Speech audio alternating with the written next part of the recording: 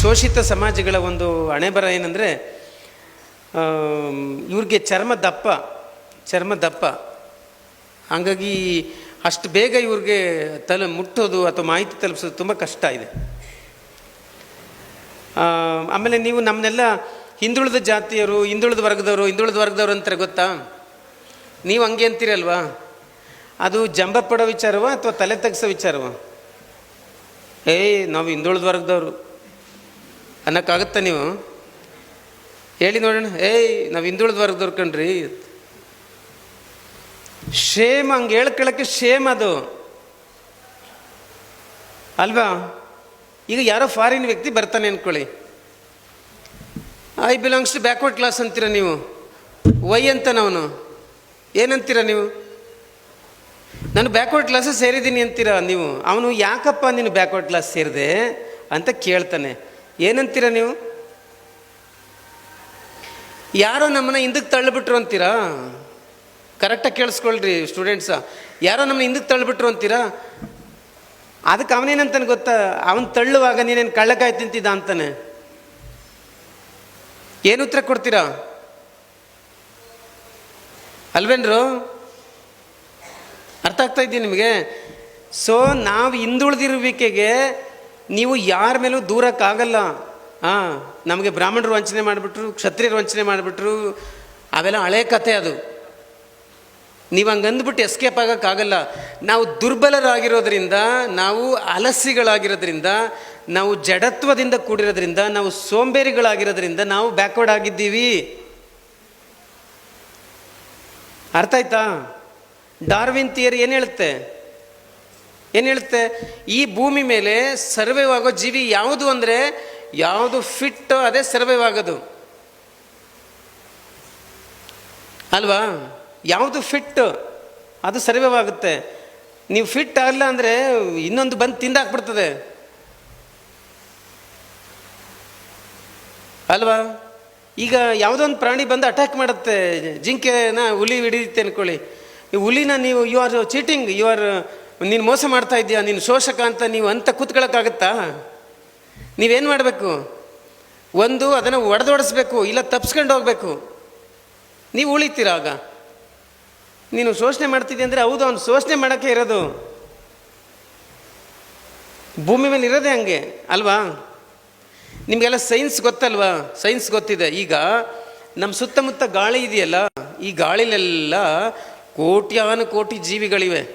ನೀವು ಸೂಕ್ಷ್ಮ ದರ್ಶಕ ಇಟ್ಕೊಂಡು ನೋಡಿದ್ರೆ ಗೊತ್ತಾಗ್ಬಿಡುತ್ತೆ ಸುತ್ತ. ಅವೆಲ್ಲ ನಮ್ಮ ದೇಹದ ಮೇಲೆ ಪ್ರತಿ ಕ್ಷಣ ಅಟ್ಯಾಕ್ ಮಾಡ್ತವೆ. ಅವು ಕಿವಿಲಿ ನುಗ್ತವೆ, ಕಣ್ಣಲ್ಲಿ ನುಗ್ತವೆ, ಮೂಗಲ್ಲಿ ನುಗ್ತವೆ, ಎಲ್ಲ ಕಡೆನೂ ನಿಮ್ಮ ಬಾಡಿ ಎಂಟ್ರಿ ಆಗ್ತಾನೆ ಇರ್ತವೆ. ಅವು ಗೊತ್ತಾ?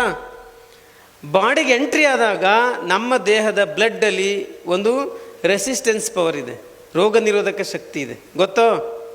ಅದೊಂದು ಪಡೆ, ಸೈನಿಕರ ಪಡೆ. ಅದೇನು ಮಾಡುತ್ತೆ ಗೊತ್ತಾ? ಯಾವ್ದಾರ ಜೀವಿ ಬಂದಾಗ ಅಟ್ಯಾಕ್ ಮಾಡಿ ಅಲ್ಲೇ ಕೊಂದಾಕತ್ತೆ ಅದನ್ನು. ಇದು ಪ್ರತಿ ಕ್ಷಣನೂ ನಡೀತಾ ಇದೆ, ನಿಮ್ಮ ಬಾಡಿಯಲ್ಲೇ ನಡೀತಾ ಇದೆ. ಯಾವಾಗ ನಿಮ್ಮ ದೇಹದಲ್ಲಿರೋ ರೋಗ ನಿರೋಧಕ ಶಕ್ತಿ ಅದನ್ನ ಕೊಲ್ಲಕ್ಕಾಗಲ್ಲ, ನೀವು ಹುಷಾರು ತಪ್ತೀರಾಗ ಅದು ಡಾಮಿನೆಂಟ್ ಆಗುತ್ತೆ ಹೊರಗಿಂದು ಅಲ್ವಾ? ನಾನು ಯಾಕೆ ಉದಾಹರಣೆ ಕೊಟ್ಟೆ ಅಂದರೆ, ಸೊ ಭೂಮಿ ಮೇಲೆ ಆ ಥರ ಇದೆ, ಬಲವಾದ್ದು ದುರ್ಬಲವಾದನ್ನು ತಿನ್ನುವಂಥ ಒಂದು ನಿಯಮನೇ ಇದೆ ಭೂಮಿಯಲ್ಲಿ. ಹಿಂಗಿರುವಾಗ ನಾವು ದುರ್ಬಲರು, ನಾವು ಹಿಂದುಳಿದ ಜಾತಿಗಳು, ನಾವು ದಲಿತರು ಅಂತ ಎಷ್ಟು ದಿನ ಯಾರ ಮುಂದೆ ಹೇಳ್ತೀರಾ? ನೀವು ಯಾರ ಮುಂದೆ ಹೇಳ್ತೀರಿ? ಎಷ್ಟು ದಿನ ಹೇಳ್ತೀರಾ? ಸಾಕದು, ಇನ್ಮೇಲೆ ಅದನ್ನ ಹೇಳೋ ಅವಶ್ಯಕತೆ ಇಲ್ಲ. ಹಂಗಂತ ಸುಮ್ಮನೆ ಕೂತ್ಕೊಳ್ಳೋಕ್ಕಾಗಲ್ಲ. ಈಗ ನೀವು ಅವ್ರನ್ನ ಮೀರಿಸಿ ಬೆಳಿಬೇಕು. ಈಗ ನೀವು ಅವ್ರನ್ನ ಮೀರಿಸಿ ಬೆಳಿಬೇಕು. ಸೊ ಬ್ರಾಹ್ಮಣರ ಮಕ್ಕಳು ಅವ್ರು ಡ್ಯೂಟಿ ಮಾಡ್ತಾ ಇದ್ದಾರೆ, ನೀವು ನೆಟ್ಟಗೆ ನಿಮ್ಮ ಡ್ಯೂಟಿ ಮಾಡಿ. ಮಾಡಿ ನಿಮ್ಮ ಡ್ಯೂಟಿನ ಕರೆಕ್ಟಾಗಿ. ಈಗ ಅವನು ಓದ್ತಾ ಇದ್ದಾನೆ ಅಂತ ಹೊಟ್ಟೆ ಕಿಚ್ಬಿಡೋಕ್ಕಾಗತ್ತಾ?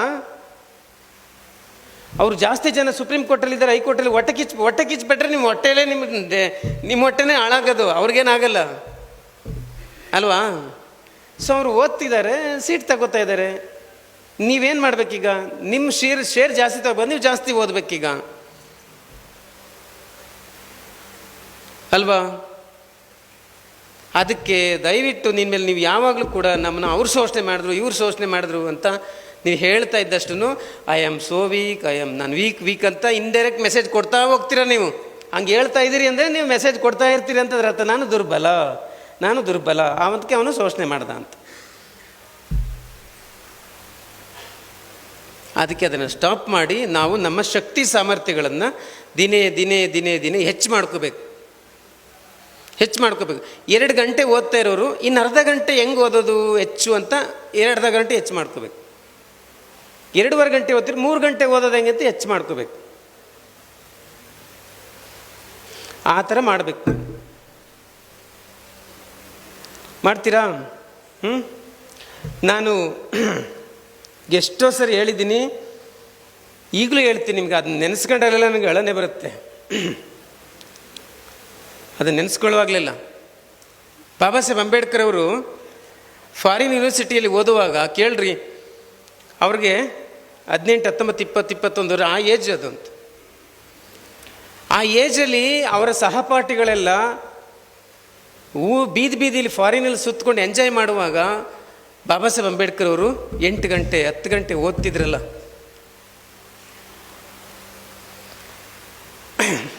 ಹೆಂಗೆ ಓದಿದ್ರು ಅವರು ಅಂತ. ಅದು ಯಾವ ಶಕ್ತಿ ಅವ್ರನ್ನ ಓದಿಸ್ತು ಅಂತ, ಅದು ಯಾವ ಕಿಚ್ಚು ಅವ್ರನ್ನ ಓದಿಸ್ತು.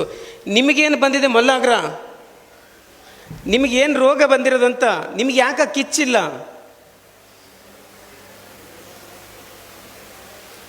ಆ ಕಿಚ್ಚು ನಿಮ್ಗೆ ಯಾಕಿಲ್ಲ ಅಂತ ಅಲ್ವಾ? Be careful. ನೀವು ಓದ್ಬೇಕು, ಚೆನ್ನಾಗಿ ಓದ್ಬೇಕು.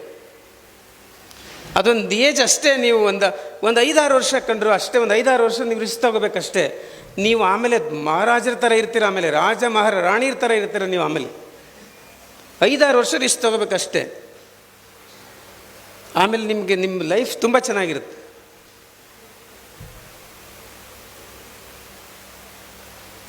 ಗೊತ್ತಾಯ್ತಾ?